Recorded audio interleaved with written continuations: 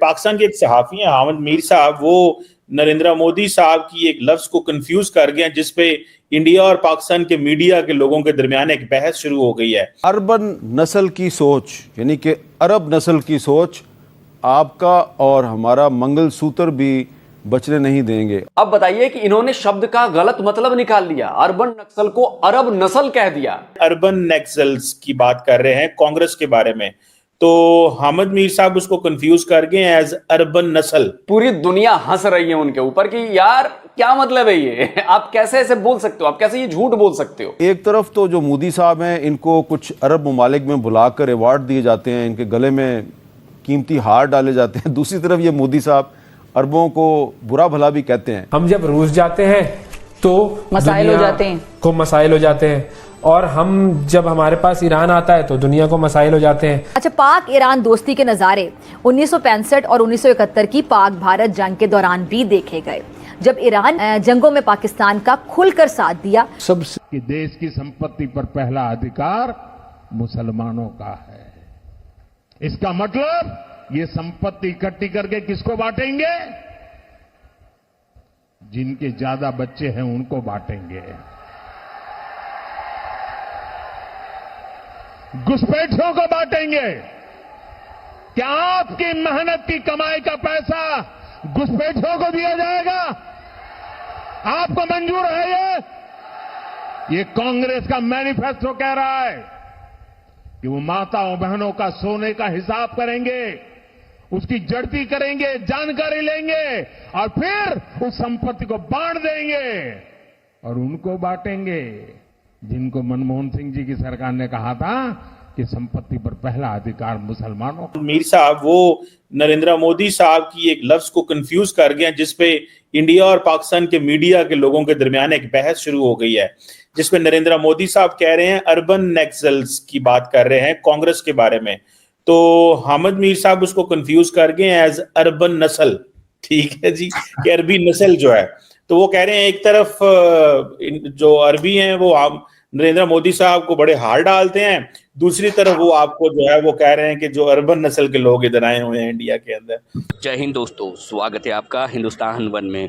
तो दोस्तों आजकल प्रधानमंत्री चुनावी यात्राओं में फिलहाल हमें बिजी दिख रहे हैं और डेली हम उसके भाषण की वीडियो या तो न्यूज़ में हम देखते रहते हैं। दरअसल प्रधानमंत्री नरेंद्र मोदी कांग्रेस के घोषणा पत्र पर बात करते हुए वेल्थ रिडिस्ट्रीब्यूशन की योजना के विषय में लोगों को बता रहे थे। उन्होंने एक शब्द का प्रयोग किया और वह था अर्बन नक्सल। उन्होंने कहा कि यह अर्बन नक्सल की सोच है, माता और बहनों, जो आपका मंगलसूत्र भी रहने नहीं देंगे। राहुल गांधी और प्रियंका गांधी इन दिनों जातिगत जनगणना और धर्म के आधार पर गरीबी की बात कर रहे हैं और घूम कर रैलियों में कह रहे हैं कि वे जब सत्ता में आएंगे तो वे आम लोगों की आय, संपत्ति आदि का सर्वे कराएंगे और फिर उसे लोगों में बांटेंगे। यह अर्बन नक्सल की सोच है, अर्थात यह शहर में बैठे हुए नक्सलियों की सोच है। अब पाकिस्तान के पत्रकारों को भी नहीं नक्सल का पता और नहीं अर्बन सोच का पता, और चूँकि पाकिस्तान अरब देशों में भारत के बढ़ते प्रभाव से जला हुआ भी है, इसलिए हामिद मीर जैसे पत्रकारों को एक अवसर चाहिए होता है कि अपनी भड़ास को वे लोग निकाल सके, फिर चाहे उन्हें तथ्यों को झूठ ही क्यों ना ठहराना पड़े। जैसे ही हामिद मीर का यह वीडियो वायरल हुआ, वैसे ही भारत के लोगों ने सटाके लगाने चलू स्टार्ट कर दी है। तो आप भी दोस्तों कमेंट में आपके हिसाब से ज़रूर कुछ लिख के जाएगा, और वीडियो अच्छी लगे दोस्तों तो लाइक शेयर ज़रूर कर दीजिएगा।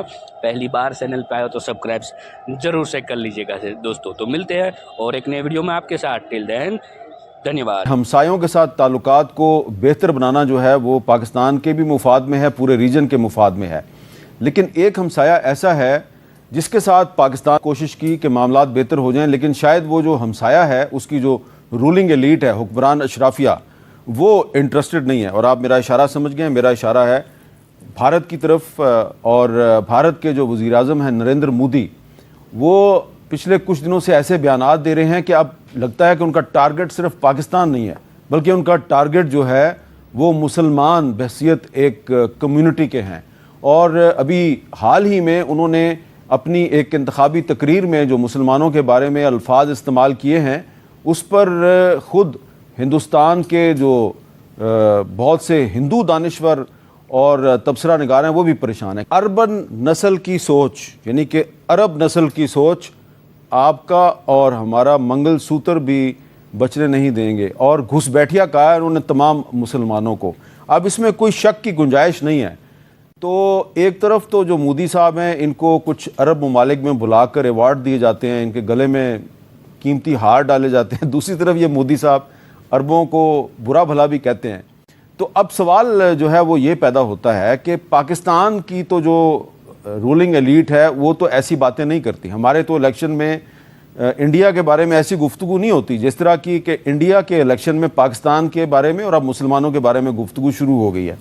तो अगर मोदी साहब दोबारा इलेक्शन जीतते हैं, जिसके काफ़ी इम्कानात नज़र आते हैं, तो पाकिस्तान और भारत के ताल्लुकात की नौयत क्या होगी? और जो इंडियन पार्लियामेंट में अखंड भारत का नक्शा लगा दिया गया है, ग्रेटर इंडिया का नक्शा लगा दिया गया है, तो क्या ये भी सिर्फ एक सियासी कार्रवाई है या इसको अमली जामा पहनाने की कोशिश भी की जाएगी? तो देखें जी, आल्दो के ये लफ्ज़ बाज़ाहिर एक तरह साउंड करता है, लेकिन वो कहते हैं ना कि आप किसी आदमी के बारे में अगर एक ख़ास नज़रिया रखते हैं और उससे ख़ास तवक्को रखते हैं, तो उसकी बातें इसी तरह फिर उसकी बातों से आपको साउंड आता है जैसे उसने ये बात कह दी जो आपके ख्याल के मुताबिक ज़्यादा नज़दीक है।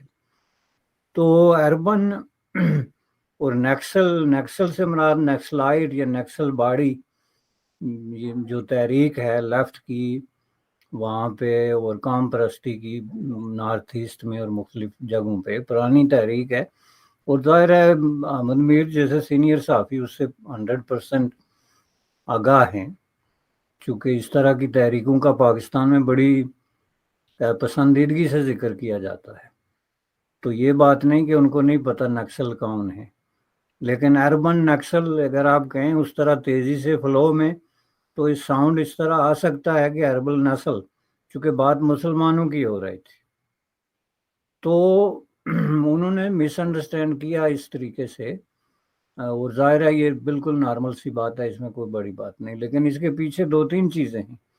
पहली बात यह है कि जो हिंदुस्तान का मुसलमान है उसकी एक बड़ी तादाद, और इस वक्त हिंदुस्तान में ये जो पूरा कॉन्फ्लिक्ट चल रहा है रिलीजियस बेसिस पे, उसकी वजह भी यही है कि मुसलमान की एक बड़ी तादाद अपने आप को अरबी अल नस्ल समझती है। लफ्ज़ अरबी अल नस्ल या अरबी अल नस्ल या जो भी आप इसको कह लें, वो अपने आप को समझते हैं और इस पर फ़ख्र महसूस करते हैं।